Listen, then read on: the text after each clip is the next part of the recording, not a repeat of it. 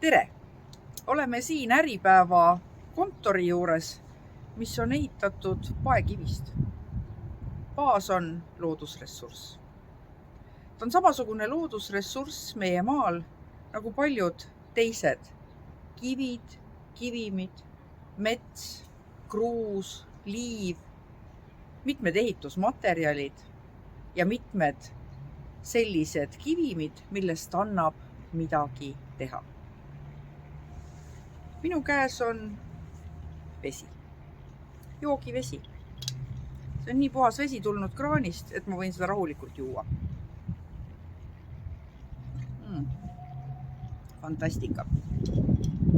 Selle jaoks, et meil oleks see vesi alati võtta meie põhjaveest ja meie põhjavesi ja meie allikad oleksid puhtad, on kindlasti oluline arvestada loodusressursside omavahelise tasakaaluga. Mida tarbida, mida kaevandada, kui palju ja kuidas. Seda kõike me arutamegi oma loodusressursside aastakonverentsil, millel on seekord alapealkirjaks 2 kõva kivi. Nagu te teate, 2 kõva kivi head jahu ei jahvata. Tihtilugu on teemad fosforiidist ja veest need, mis ajavad inimesi ärevile. Meie tahame seda ärevust maha võtta. Meile tulevad rääkima sellised korüfeed nagu Erik Puura TalTechist, nagu Raivo Vare, väga paljude rahvusvaheliste teemade ekspert.